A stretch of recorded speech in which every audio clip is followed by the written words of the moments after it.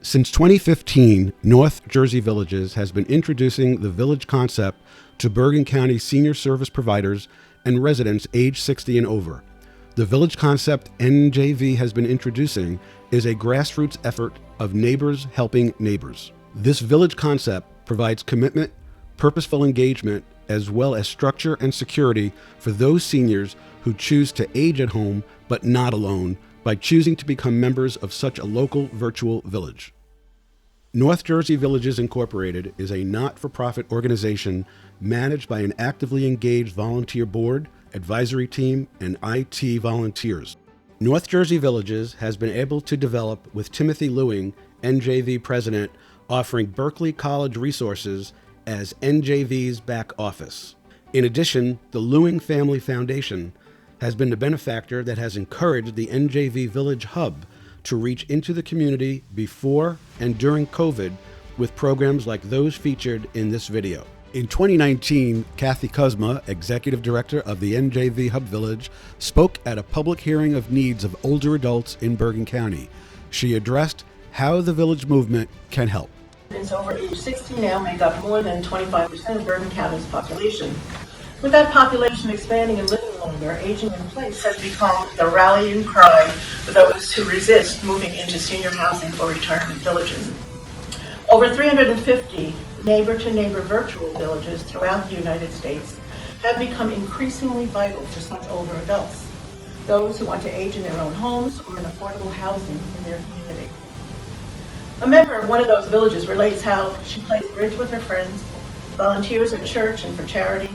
She continues to drive and remain socially engaged, but she can't handle all the household chores she would. She lives far from family members who might offer a helping hand, and financial resources are being depleted. But village volunteers fill that gap for her.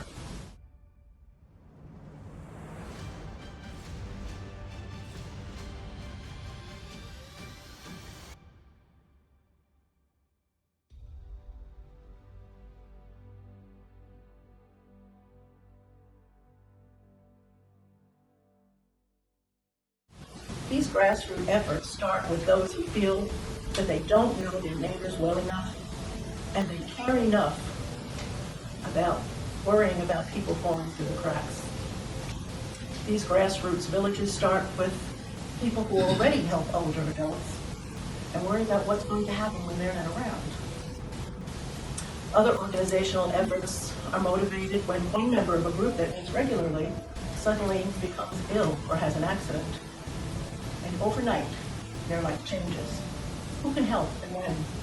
What are the needs? Finally, how can we ensure that if another member of our group needs help, that there is a process in place that we will feel comfortable tapping into? That's village membership. That's why the organization and belonging and having that insurance is important.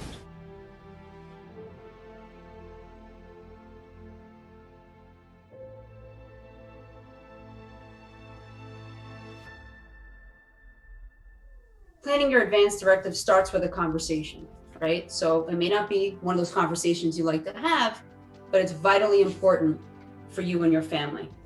If you haven't made these decisions ahead of time and shared them, those decisions may be left to a distraught loved one to make them for you. So for example, could you imagine having these conversations with your siblings among your children during a crisis that included these questions? Do you know what mom would want? Did dad say if he wanted to be kept on life support? Well, advanced care planning and completion of an advance directive can bridge the gap between the medical care patients want and the care they receive.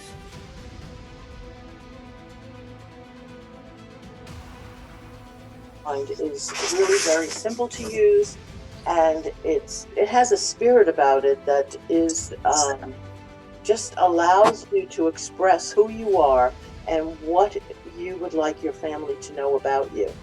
So, so as Megan said, advanced care planning is a bridge between care you would get and the care that you want to get. It's that bridge, okay? 5 Wishes is an advanced care planning document that can help you create that bridge. You have somebody who's going to speak for you. You have somebody who is going to know what it is that you want and the kind of care that you want to get.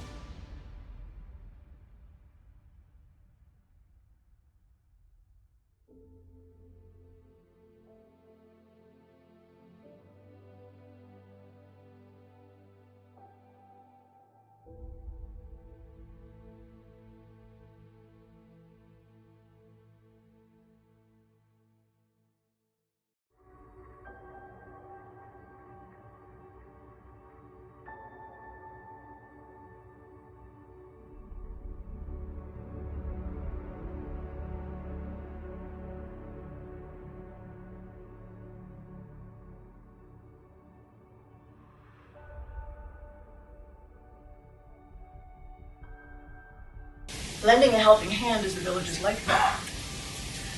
Brigades of volunteers, often only a decade younger than the folks they're helping, provide rides to the doctor or grocery store for members who no longer drive, and check in on housebound older members. They also haul seasonal furniture and equipment out of the basement. They connect hoses and change light bulbs and smoke alarm batteries, all the stuff that becomes more and more difficult to just manage.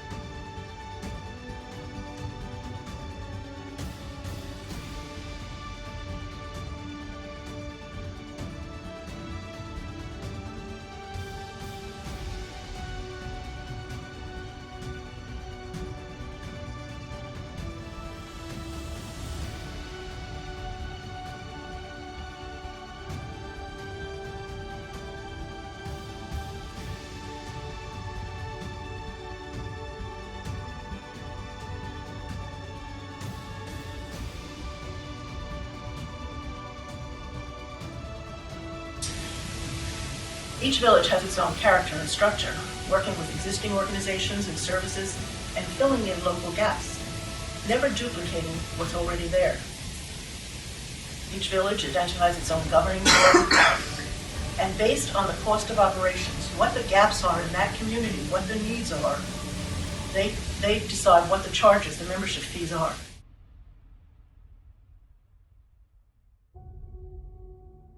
Welcome to Wednesdays in the Hub. And today we have with us Maggie Ollerich, who is going to take us onto a journey with yoga and some music. Kathy, so nice to see you guys. Welcome, everybody.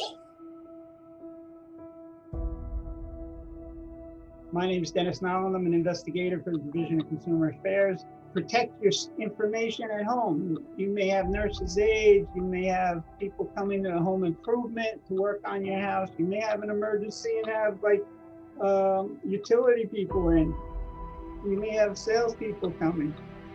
These are all people that could walk by your counter where all your bills and your credit card information is out and just take 2 pictures and have all your account numbers. So always cover it up or put it away when you're done working on it, because you never know when you're going to have people in your home. You mentioned, my name is Jim D'Elia. So here's where we begin to see some differences in opinion. Now, this same set of questions was asked of family caregivers. 50% said they expect their mom or dad or both to live in the current home. 12% expect to downsize, which frankly wasn't a big difference, but here's where it differs quite a bit. 15% anticipate mom or dad or both moving to an assisted living environment. That's dramatically higher than what was the response of the older adult themselves. And here's where it really differs, right? 22% of family caregivers said that they expect a loved one to move in with them, when only about 1% of the respondents, the older adult respondents, said that they expected the same. I can tell you that it's very interesting that these statistics, as you see them here, are frankly much closer to the demographic realities of the older adult communities in the United States. So the point I'm making is that the responses that the seniors gave tend to be more accurate in real life than those that were given by their adult children and loved ones. Safety means independence. And if we have to take a few sort of modest steps, which admittedly means change, and I know change is not easy for any of us, but if we need to take a few modest steps and change the way we live in our homes, if that means future independence, I would argue that's a good thing. So as we go through the checklist, think about that. As a registered dietitian, I've overseen the safe service of thousands of meals. Food is more than just nutrition. It's a tool that brings us together and allows us to have shared experiences and really helps to form a sense of community. COVID's having a dramatic effect on our communities and really creating a lot of hardship. And those are times when people want to come together and they physically can't. I think it's very important to reach out to individuals that you may have not spoken to in a while, or who maybe don't necessarily have a support structure in place, and just check up on them, make sure they're doing well, and seeing if there's any way you could help. My name is Mike Dressler, and I'm the Bergen County surrogate.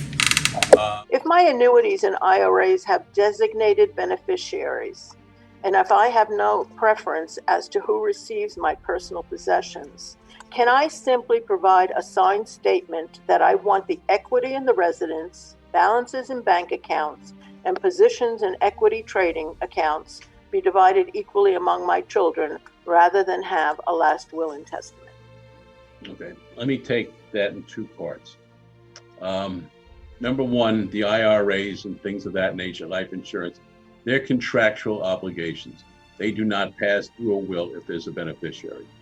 Okay, so if they have the beneficiary in the life insurance, 401k, things of that nature, it does not pass through the estate. Number two, the answer is no. You can't just simply do a letter. What you need to do is do the will. It can be in your own hand if it's witnessed and notarized, but you do have to do the last will and testament if you want to stipulate exactly who is to get the bank accounts, the equity in the house, and things of that nature.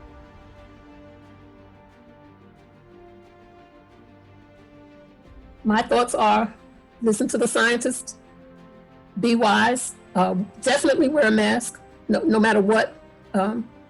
Protect yourself and your loved ones. Congregation, protect, be wise, keep the celebration small. I mean, we go to football games in the middle of December. Maybe you want to have your celebrations outside in the middle of December. And you have to understand, this is a pandemic, so things are going to have to be done that you've never done before. We missed Easter, would be the holidays. We missed a couple of birthdays. My grandson's birthday, Colin, never saw him. What we did was, my son-in-law set up I think you might have seen it, where all his friends we get in cars and we drive by the house and blow the horn and wave at him. So that's what we did. So you have to work around the COVID and do the best you can. I think it's so important to keep traditions going, even though they can't maybe necessarily be the same. Skip and I, we always did Christmas Eve, but our Christmas Eve will happen. And, just so that the kids are aware of the importance of family tradition and the history, to talk about my parents and my husband and how important he was in their life. I think we'll be doing Thanksgiving based on the fact that I would have to be with young kids going to school and the parents and teachers and things like that. I'm not sure. I don't even think my niece will have it. My nephew will have it. So I don't know. I don't think Thanksgiving is going to be, a gathering. And I don't We'll have to see the next holiday what happens after that, if anything happens for Christmas. So I imagine I'll have Christmas here with my immediate family. And then I don't know about Thanksgiving. Maybe we'll have it at my daughter's. But certainly the extended family will not be getting together. Absolutely mandatory to say we want to see you. But I mean, I don't think that, especially if these kids are going back into school and everything else, I don't think grandparents should be seeing their grandchildren in person this year. And I think that's just the way it is. I think that they can do Zoom dinners together. They can open presents together, a Passover dinner kind of thing where people are all in their own homes, but they are all connecting with each other. These are warm and tender times, bringing together people that don't necessarily see each other anyway because they can't travel from California or whatever. So, but again, you have to look at what the gifts are of this tragedy. And if the gift is you're going to have more people from the family all together at Christmas because they don't have to travel and they don't have to, risk their lives. They don't have to go on icy snowstorms in Minnesota, but they can all share time together. They'll remember this. I mean, hey, we were hunkered down in World War II. We can hunker down, folks. So glad you're able to come. I'm Pastor Mark. I serve here as the pastor of Christ Lutheran Church. And I'm so glad we were able to gather together on this really warm but beautiful summer day to gather together, not only to celebrate with ice cream, but also to get to know and talk to each other and share our summer stories with each other, but also learn how we can support one another to age well in our homes. I think that's what that makes my conscience bear its witchcraft. And I've got no defense for it. The heat is too intense for it. What good would common sense for it do? 'Cause it's witchcraft, that crazy witchcraft. And although I know it's strictly taboo, when you arouse the need in me, my heart says yes indeed in me. Proceed with what you're leading me to.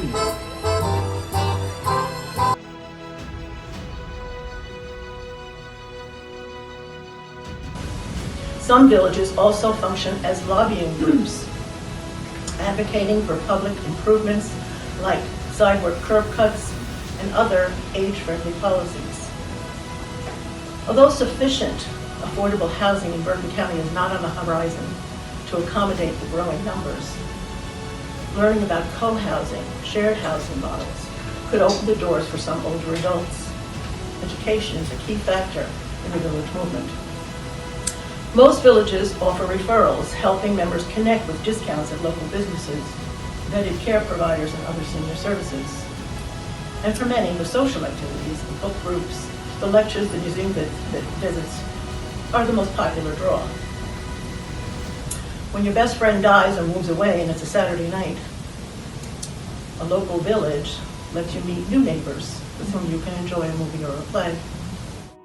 When you talk about the social isolation, one of the things that we provide, one of the services that we provide is access to home care and long-term services, and giving people information and advice about assisted living, nursing home care, things like that. But the social isolation is majority by far want to age in place. They want to stay home, and for a lot of these government programs that help pay for things like assisted living and nursing homes, it's very expensive. If the government programs can help people to stay at home, and if the people want to stay at home, it's actually a win-win for everybody. But that social isolation piece, you can say, oh, well, they're lonely. But research has come out that says that people who are socially isolated are sicker and they actually have a shorter lifespan. So you cannot put a value on the connections that people make socially. So we're talking with things that a lot of times there's caregivers who are not close by. People are by themselves, they're widowed. And they will have healthier lives if we have these connections to other people in the community. And so this, the village provides that. The models that I've looked at in other communities when I was researching, when I first met Kathy, there were a lot that had a very social component to it, with outings and lectures and classes and knitting groups and book clubs and things like that. I mean, this is the members themselves decide. And that is really valuable. That's something you really can't put. You can't put numbers on, but we know by research that improves people's lives, improves the community.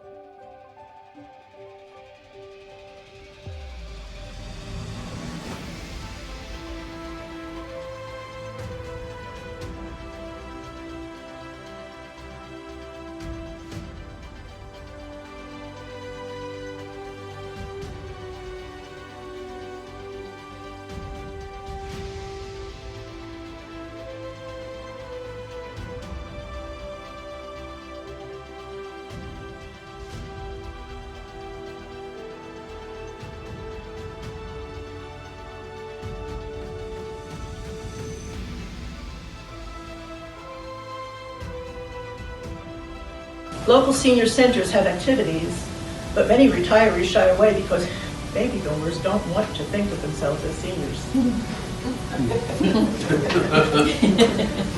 I understand that. The underserved, moderate income population that Elizabeth Davis highlighted is so critical. They're not being addressed, they are underserved, and they need to be recognized. That is a rapidly expanding population here in Bergen County. To meet these cultural shifts and the reality of understaffed government agencies strapped for cash to meet growing demands, the Village movement is bringing a wave of volunteerism and peer-to-peer networking that is gathering strength and proving itself to be sustainable throughout the United States.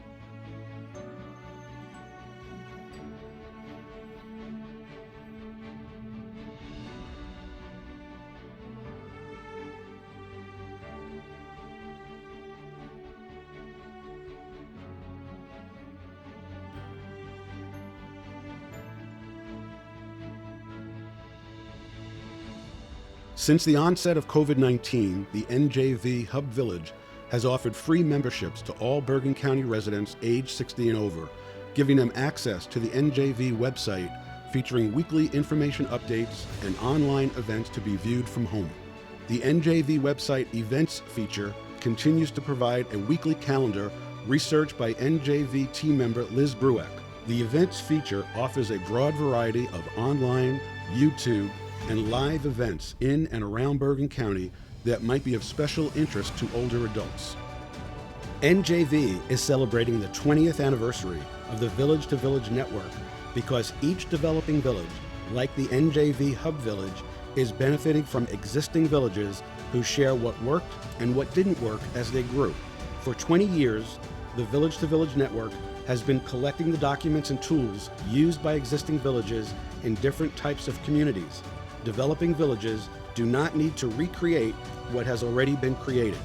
Thank you so much, Village to Village Network, for the toolkit and the forums with other villages. Would you like to see a village develop in your town?